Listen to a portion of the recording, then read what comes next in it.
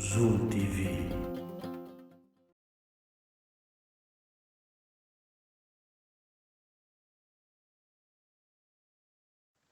Mesdames et messieurs, bonjour. Bienvenue sur Zoom TV. Nous allons aujourd'hui parler de la publication de la liste que Aliou Cissé vient de proposer pour les futurs matchs des éliminatoires de la CAN 2023 en Côte d'Ivoire. Dans cette vidéo, nous allons essayer de faire une petite analyse sur le choix de l'entraîneur, les forces et les faiblesses de l'équipe et voir si réellement le coach a répondu à l'attente des fervents supporters. Dans cette vidéo, nous allons essayer de faire une petite analyse sur le choix de l'entraîneur, les forces et les faiblesses de l'équipe et voir si réellement le coach a répondu à l'attente des fervents supporters. Le coach des Lions du Sénégal vient de publier sa nouvelle liste pour les confrontations futures avec les équipes du Bénin et du Rwanda prévues du 4 au 7 juin prochain et comptant pour la qualification à la CAN 2023 en Côte d'Ivoire. Si beaucoup de supporters s'attendaient à un grand bouleversement dans le choix del Tactico, mais disons honnêtement que la montagne a accouché d'une souris. Il n'y a pas eu de grand changement espéré du grand public. À part deux nouveaux venus du championnat anglais et italien, en l'occurrence Iliman Ndiaye et Demba Seck, et un revenant du côté espagnol, Alpha Djonkou du FC Barcelone. Il y a des joueurs écartés certes, tels que Mambaba Cham, Bounassar et Bamba Dieng pour cause de blessures. Mais que pouvons-nous dire sur cette nouvelle liste et de ces nouvelles convocations de joueurs? Sans se tromper, disons que Aliou Cissé a préféré rester dans la continuité et retenir ce même noyau dur de l'équipe qui avait participé à la dernière CAN. Juste une addition de deux nouvelles recrues, les jeunes Iliman Ndiaye et Demba Seck de Torino.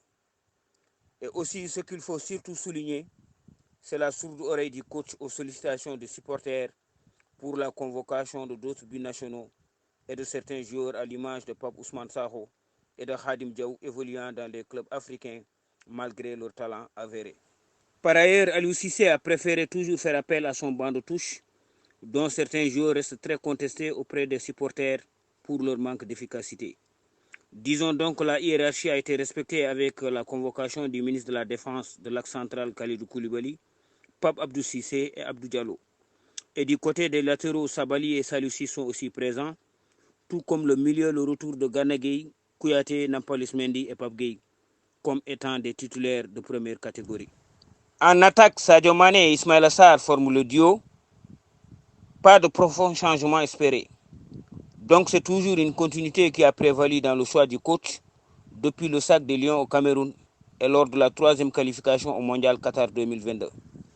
Et alors, Cissé a-t-il pu vraiment décrypter le choix voulu des supporters après la CAN historique du pays?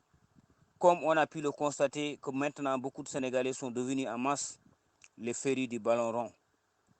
Dans cette effervescence, ils n'hésitent plus à donner leur point de vue dans les réseaux sociaux sur les quelques choix que Aliou Cissé devrait faire.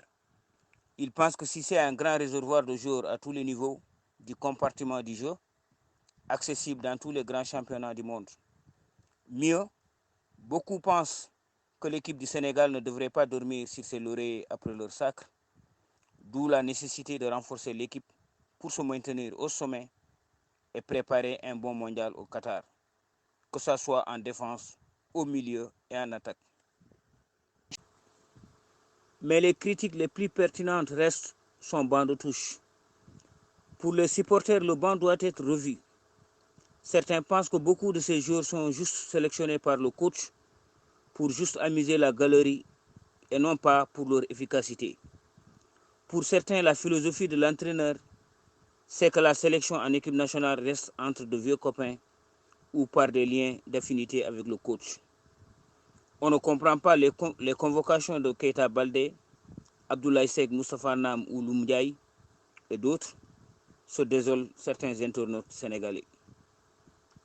Alors que le Sénégal dispose de plusieurs autres talents mieux cotés en performance dans plusieurs clubs en Europe et que l'équipe devrait être réservée aux meilleurs talents actuels. La compétition devrait se faire de manière saine entre les joueurs disponibles.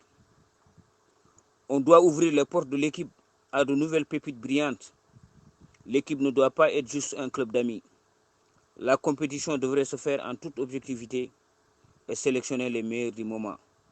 Écrivait un internaute sénégalais sur une chaîne YouTube locale. Alors, essayons d'analyser la liste poste par poste.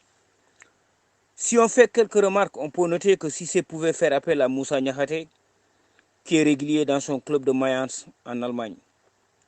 Il peut être une doublure en axe central à côté d'Abdou Diallo, Pape Abdou Cissé, pour porter pour la première fois le maillot national. Tout comme aussi le germano-sénégalais Ismail Jacob, un jeune très promoteur sur le côté gauche et qui risque de nous échapper s'il est convoqué dans la Mannschaft. Il peut valablement remplacer Salou Ciss côté gauche. Au milieu, avec la perte logique de Boubacar Kamara, l'entraîneur devrait faire un clin d'œil à Boubacar Soumaré de Leicester, à Lopi ou Rassoul Ndiaye du FC Sochaux. Sur les excentrés avec le forfait de Bambadien, on pouvait essayer le jeune Pape Ousmane Saho, qui a récemment montré son talent avec l'équipe du Simba FC en Tanzanie lors des dernières Coupes d'Afrique de club Champions League. Des joueurs comme Malang Sarr, Kalisen, Cheikh Ndour, Nicolas Jackson doivent être testés pour mesurer leur capacité d'adaptation dans le jeu de l'équipe nationale avant le mondial Qatar 2022. Et la seule satisfaction sur l'appel des supporters au coach est la convocation de Iliman Ndiaye, qui est devenu très populaire auprès des fans de l'équipe et qui est beaucoup suivi sur les réseaux sociaux. Chers amis, chers téléspectateurs de Zoom TV, nous allons nous arrêter ici et nous vous donnons rendez-vous la prochaine fois pour d'autres analyses sur l'équipe nationale du Sénégal. Continuez de vous abonner. Merci et au revoir. Zoom TV.